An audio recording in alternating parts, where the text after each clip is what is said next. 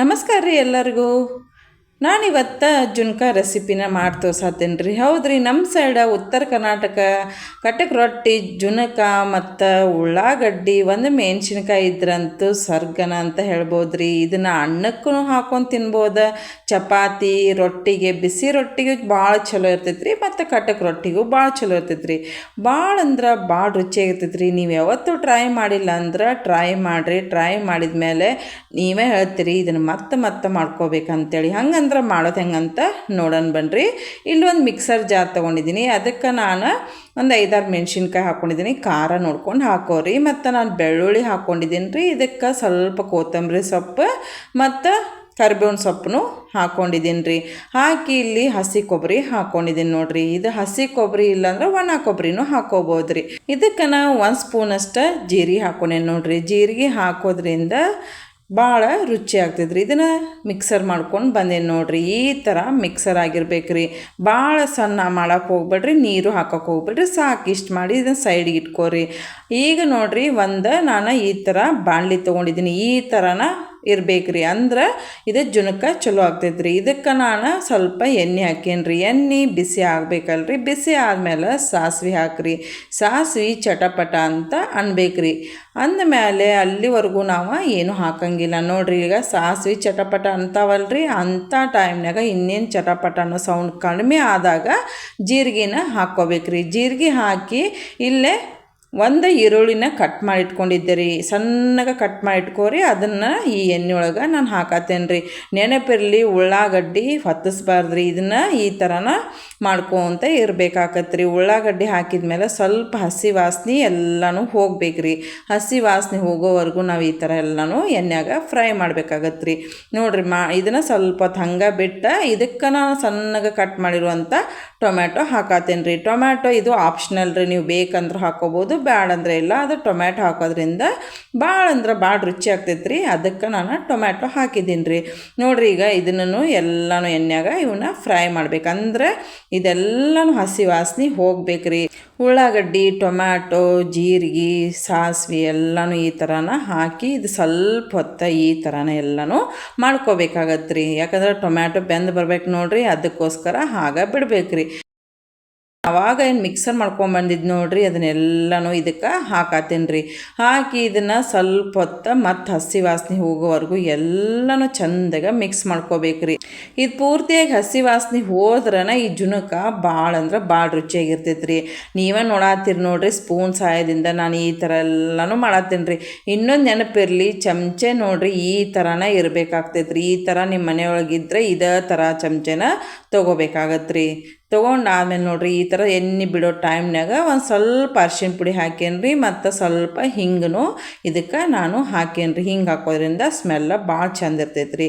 ನೋಡಿರಿ, ಇಲ್ಲೇ ರುಚಿಗೆ ತಕ್ಕಷ್ಟು ಉಪ್ಪು ಹಾಕ್ಕೊಳತ್ತೇನೆ ರೀ. ನಿಮಗೆ ಎಷ್ಟು ರುಚಿಗೆ ಬೇಕೋ ನೋಡ್ಕೊಂಡು ಉಪ್ಪು ಹಾಕ್ಕೋಬೇಕಾಗತ್ತೆ ರೀ.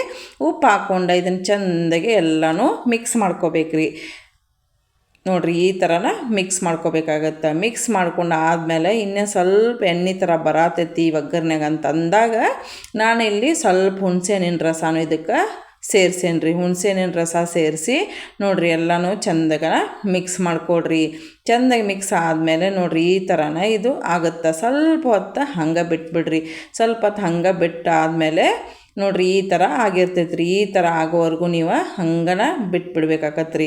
ಬಿಟ್ಟಾದಮೇಲೆ ಇಲ್ಲಿ ನಾನು ಇದಕ್ಕೆ ಈಗ ಸ್ವಲ್ಪ ನೀರನ್ನ ಹಾಕ್ತೇನೆ ರೀ. ಎಣ್ಣೆ ಹಿಂಗೆ ಬಿಡ್ಬೇಕು ರೀ. ಎಣ್ಣೆ ಬಿಡೋ ಟೈಮ್ನಾಗ ನೋಡಿರಿ, ಇದಕ್ಕೆ ನಿಮ್ಗೆ ಎಷ್ಟು ಜುನಕ ಬೇಕು ನೋಡ್ಕೊಂಡು, ಜನ ಎಷ್ಟು ಅದಾರ ಮನ್ಯಾಗ ನೋಡ್ಕೊಂಡು ನೀವು ಇದನ್ನು ನೀರನ್ನ ಮಿಕ್ಸ್ ಮಾಡ್ಕೋಬೇಕಾಗತ್ತೆ ರೀ. ನೋಡಿರಿ, ಈ ಥರ ಮಿಕ್ಸ್ ಮಾಡ್ಬೇಕ್ರಿ. ಎಲ್ಲನೂ ನೀರನ್ನ ಇದು ಹಾಕ್ಕೊಂಡಿದ್ದು ಒಗ್ಗರಣೆ ಎಲ್ಲ ಮಿಕ್ಸ್ ಮಾಡ್ಕೋಬೇಕ್ರಿ. ಇಲ್ಲಿ ಸ್ವಲ್ಪ ನಾನು ಬೆಲ್ಲ ಹಾಕೇನಿ ರೀ. ನೋಡಿರಿ, ಬೆಲ್ಲ ಹಾಕಿದಾದ್ಮೇಲೆ ಸ್ವಲ್ಪ ಹೊತ್ತು ಹಂಗೆ ನಾನು ಬಿಟ್ಬಿಟ್ಟೇನೆ. ಅಂದರೆ ಇದು ನೀರು ಕುದಿಬೇಕ್ರಿ. ನೀರು ಕುದಿಯೋವರೆಗೂ ನಾವು ಹಂಗೆ ಇದನ್ನು ಬಿಟ್ಬಿಡ್ಬೇಕಾಗತ್ತೆ ರೀ. ಈಗ ನೋಡಿರಿ, ನೀರು ಸಣ್ಣಗೆ ಈಗ ಸ್ವಲ್ಪ ಕುದಿಯತೈತಿ ನೋಡಿರಿ. ನೀವೇ ನೋಡಾತಿರಲ್ರಿ, ಈ ಥರ ಎಲ್ಲನೂ ಚಂದಾಗ ಕುದಿಬೇಕ್ರಿ ನೀರು. ಯಾಕಂದ್ರೆ ಉಪ್ಪು, ಖಾರ, ಹುಳಿ, ಸ್ವೀಟ್ ನಾವು ಏನೇನು ಹಾಕಿವಿ ನೋಡಿರಿ ಎಲ್ಲನೂ ಮಿಕ್ಸ್ ಆಗೋವರೆಗೂ ಈ ಥರ ಕುದ್ದಾದಮೇಲೆ 1 ಕಪ್ನಷ್ಟು ನಾನು ಇಲ್ಲೇ ಕಡ್ಲಿ ಹಿಟ್ಟು ಹಾಕೇನ್ರಿ. 1 ಕಪ್ನಷ್ಟು ಕಡ್ಲಿ ಹಿಟ್ಟು ಹಾಕಿ ಇದನ್ನು ಹಂಗೆ ಬಿಟ್ಬಿಡ್ರಿ. ಸ್ವಲ್ಪ ಒಂದು 2-3 ನಿಮಿಷ ಇದು ಹಂಗೆ ಬಿಟ್ಬಿಡ್ರಿ. ಇದನ್ನೇನು ನೀವು ಮಾಡೋಕ್ಕೆ ಹೋಗ್ಬೇಡ್ರಿ. ಈ ಥರ ಬಿಟ್ಟಾದಮೇಲೆ ಒಂದು ಚಮಚೆ ತೊಗೋರಿ. ಈ ಥರನ ಚಮಚೆ ಇದ್ರಂತೂ ಭಾಳ ಚಲೋ ರೀ. ಈಗ ತೋರಿಸ್ತೀನಿ ನೋಡಿರಿ. ಈ ಥರ ಚಮಚೆ ಇತ್ತಂದ್ರೆ ನೀವು ಈ ಥರನ ಮಾಡಬೇಕಾಗತ್ತೆ ರೀ. ಯಾಕಂದ್ರೆ ಗಂಟು ಆಗಬಾರ್ದು ರೀ. ಅದಕ್ಕೆ ನೀವು ಈ ಥರನ ಮಾಡಬೇಕು, ಹುಷಾರಾಗಿ ಮಾಡ್ಬೇಕು ರೀ. ಯಾಕಂದ್ರೆ ಈ ಥರ ನೀವು ಮಾಡುವಾಗ ಗ್ಯಾಸ್ ಆನ್ ಇರ್ತೈತಲ್ರಿ, ಇದು ಸ್ವಲ್ಪ ಸಿಡಿಯೋ ಚಾನ್ಸಸ್ ಇರ್ತೈತೆ ರೀ. ಅದಕ್ಕೆ ನೀವು ಏನು ಮಾಡಿರಿ, ಬೇಕಿದ್ರೆ ನಿಮ್ಗೆ ಆಗಲ್ಲ ಅಂತಂದ್ರೆ ಗ್ಯಾಸ್ ಸ್ಟೋವ್ನ ಆಫ್ ಮಾಡ್ಕೊಡ್ರಿ. ಆಫ್ ಮಾಡಿ ಈ ಥರ ಎಲ್ಲನೂ ಚೆಂದಾಗೆ ಮಿಕ್ಸ್ ಮಾಡ್ಕೊರಿ. ಮಿಕ್ಸ್ ಆದಮೇಲೆ ಮತ್ತೆ ಗ್ಯಾಸ್ ಸ್ಟೋವ್ನ ಆನ್ ಮಾಡ್ಕೋಬೇಕಾಗತ್ತೆ ರೀ. ನಾವೇನು ಗ್ಯಾಸ್ ಸ್ಟೋವ್ ಆಫ್ ಮಾಡಿಲ್ಲ ರೀ. ಯಾಕಂದ್ರೆ ಇದು ನಾವು ಮಾಡಿ ಅಭ್ಯಾಸ ಐತಿ, ಹೀಗಾಗಿ ನಾನು ಗ್ಯಾಸ್ ಸ್ಟೋವ್ನ ಆಫ್ ಮಾಡಿಲ್ಲ ರೀ. ಗ್ಯಾಸ್ ಸ್ಟೋವ್ ಹಂಗೆ ಆನ್ ಐತ್ರಿ.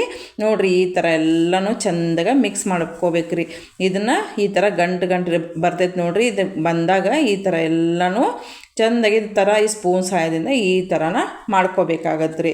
ನೀವೇನು ಈ ಥರ ಎಲ್ಲ ಈಗ ನೀವು ನೋಡತ್ತೀರಲ್ರಿ, ಈ ಥರ ಆಗೋವರೆಗೂ ಬೇಕಾದ್ರೆ ನೀವು ಗ್ಯಾಸ್ ಸ್ಟೋವ್ನ ಆಫ್ ಮಾಡ್ಕೊಂಡು ಮತ್ತು ಗ್ಯಾಸ್ನ ಆನ್ ಮಾಡ್ಕೋಬೇಕಾಗತ್ತೆ ರೀ. ನೋಡಿರಿ, ಈಗ ಈ ಥರ ನಾನು ಎಲ್ಲನೂ ಸ್ಪೂನ್ ಸಹಾಯದಿಂದ ಎಲ್ಲ ಅಂದರೆ ಎಲ್ಲನೂ ಚೆಂದಾಗಿ ಮಿಕ್ಸ್ ಆಗೋವರೆಗೂ ನಾನು ಈ ಥರ ಮಾಡ್ತಾಯಿದ್ದೀನಿ ರೀ. ನೋಡಿರಿ, ನೀವೇ ನೋಡತ್ತೀರಲ್ಲ, ಈಗ ಇದು ಆಗೈತೆ ರೀ.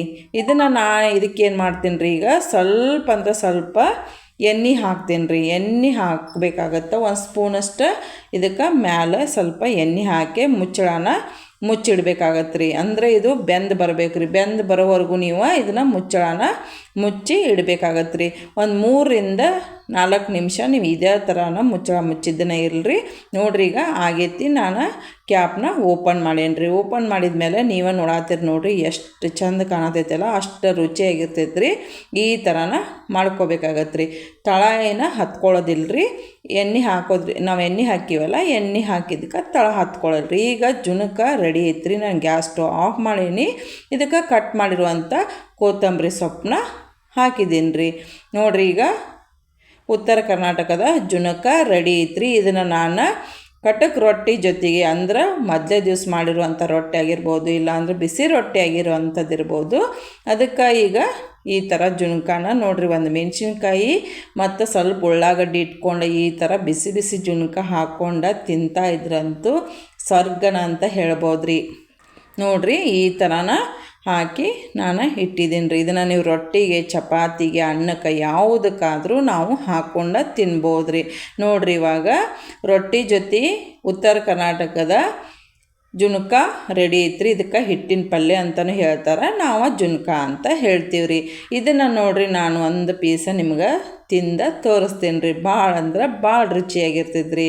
ನೋಡಿರಿ, ಈ ಥರನ ತಿನ್ಬೋದು. ಇನ್ನೊಂದು ಏನಪ್ಪ ಅಂತ ಹೇಳಿದ್ರೆ, ಬಿಸಿ ಅನ್ನಕ್ಕೆ ರೀ, ಬಿಸಿ ಆಗಿರುವಂಥ ಅನ್ನನ ಒಂದು ಪ್ಲೇಟಲ್ಲಿ ಹಾಕ್ಕೊಂಡು ಇವಾಗ ನೋಡಿರಿ ಇದೇ ಥರನ ನಿಮ್ಗೆ ಹಾಕಿ ತೋರ್ಸತ್ತೇನೆ ರೀ. ಅಂದ್ರೆ ಬಿಸಿ ಅನ್ನಕ್ಕೂ ಹಾಕೋಬೋದು ಅಂಥೇಳಿ ನಿಮ್ಗೆ ಹಾಕಿ ತೋರ್ಸತ್ತೇನೆ ರೀ. ಇದಕ್ಕೆ ಆ ಬಿಸಿ ಅನ್ನಕ್ಕೆ ಸ್ವಲ್ಪ ಉಳ್ಳಾಗಡ್ಡಿ ಇಟ್ಕೊಂಡು ಈ ಥರ ಜುನ್ಕ ಹಾಕ್ಕೊಂಡು ನೀವು ಕಲಿಸ್ಕೊಂಡು ತಿಂದ್ರಂತೂ ಭಾಳ ಅಂದ್ರೆ ಭಾಳ ರುಚಿಯಾಗಿರ್ತೈತೆ ರೀ. ಇದನ್ನು ಯಾರು ಬೇಕಾದರೂ ಆರಾಮಾಗಿ ಮಾಡ್ಕೋಬೋದು ರೀ. ಮತ್ತು ಈ ರೆಸಿಪಿ ನಿಮ್ಗೆ ಇಷ್ಟ ಆಗೇ ಆಗ್ತೈತಿ ಅಂತ ನಾನು ಅಂದ್ಕೊಂಡೇನಿ ರೀ. ನಾನು ಮಾಡ್ತಿರುವಂಥ ರೆಸಿಪಿಗಳ ನಿಮ್ಗೆ ಇಷ್ಟ ಆಗಿದ್ರೆ ಲೈಕ್ ಮಾಡಿರಿ, ಕಮೆಂಟ್ ಮಾಡೋದಂತೂ ಮರೆಯೋಕೆ ಹೋಗಬೇಡ್ರಿ ಅಂತ ಹೇಳ್ತಾ ಮತ್ತು ಹೊಸ ರುಚಿಯೊಂದಿಗೆ ಮತ್ತೆ ಮುಂದಿನ ನೋಡಿಯಲ್ಲಿ ಮತ್ತೆ ಸಿಗ್ತೀನಿ ರೀ. ಅಲ್ಲಿವರೆಗೂ ಎಲ್ಲರಿಗೂ ಧನ್ಯವಾದಗಳು.